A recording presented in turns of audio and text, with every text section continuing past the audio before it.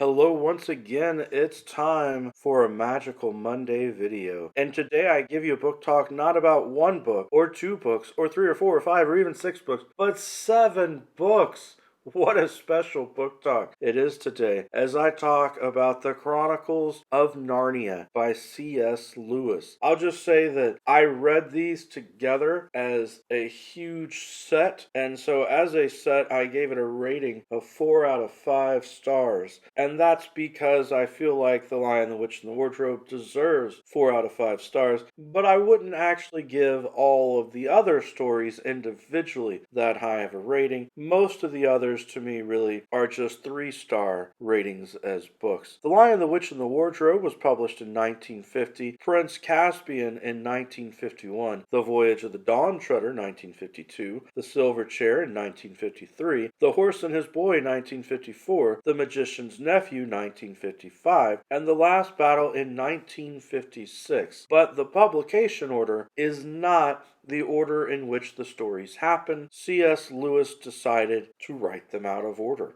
And it's really interesting because you can really tell when you read the Chronicles of Narnia, there was not a huge game plan and an outline of future novels, because that one really made it sound like, people live happily ever after and it's over. But that's perfectly fine. I think it's great that there's more than one in here. I think one concern that people have about the Chronicles of Narnia that I hear from a lot of people is that it is full of Christian symbolism. And for some reason, that throws a lot of people off. If they're not religious, if they're not Christian, if they're not into that kind of symbolism in their stories. But I will say, I didn't feel like it really just detracts from the stories. I didn't feel like you're knocked over the head with it constantly, other than the character of Aslan the Lion. Clearly, you do have Aslan the Lion as this godlike character who dies and is reborn, and who clearly acts very much in a godlike sort of way. Sometimes I would say in an annoyingly sort of way in the narrative of telling people what to do.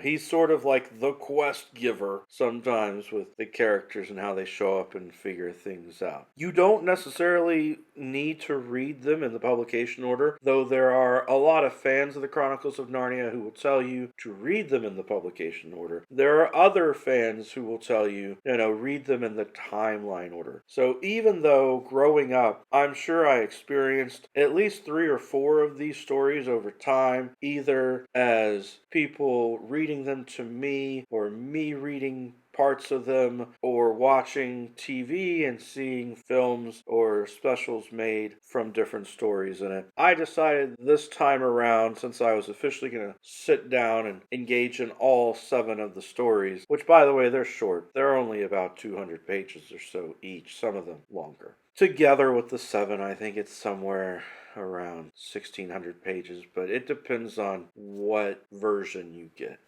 I decided to engage them in the story order. So The Magician's Nephew is really the first story where you get to find out kind of the founding of Narnia and the older characters who went there. Then you've got the main narrative of The Lion, the Witch, and the Wardrobe, which is the most famous with the children that you would know of. And I think has a very fun film version that goes along with it as well, if you've seen the film version. So I would recommend the film version, even with the changes that are made. It's fun to watch the animals talk. It's interesting to see the children interact with the fantasy world. And then after The Magician's Nephew, The Lion, the Witch, and the Wardrobe, I believe it is The Horse and His Boy, which comes next. And that story is just a little different because you're mostly dealing with the talking horses. And to me, it was a fun story. The idea of whether the horse is treated like a servant or treated like a friend, like a person, and the way that they get involved in everything. And then you get back to the main narrative with Prince Caspian, which I believe you can also watch a film version of Prince Caspian. I think at some point I watched it probably on TV, but I don't feel qualified to offer a review of that film because I probably was distracted and only watched parts of it, but I seem to have vague memories of the animals and the battles and such. So when I was reading the book, I was like, oh yeah, I definitely know parts of these stories, but I should probably go back and rewatch the films, having now read through the books. You've got The Voyage of the Dawn Treader. The Dawn John Treader is a ship, and there are complications as the ship is traveling around, what that they have to deal with. And I thought that that made for a nice fantasy story as well. So let's see, that's 1, 2, 3, 4, 5. All right, so that leaves just 2 stories. You've got The Silver Chair and The Last Battle. The Silver Chair, to me, might have been the weakest of the 7 stories. It seemed to kind of go on a bit, and to me, it's probably the least memorable of them.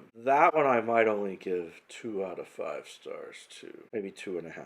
And then you get to the last book, which is called The Last Battle. I felt like C.S. Lewis had put this whole universe together and was ready to just kind of destroy it. You know, he was ready to say, I will not write any more books in this setting. He brings in the characters, which I guess I should have pointed out by now. You don't get the exact same main characters from book to book. You get different children, different people interacting. But here we get the main characters from throughout the entire saga who come together for one last big battle. And surprise, surprise, things don't necessarily go the way that they want. You've got a whole story of rebirth going on there. Overall, it's something that I feel as a fan of fantasy stories was definitely worth reading. Well, I hope you enjoyed the book talk today. Every day is a good day for a book talk. Peace.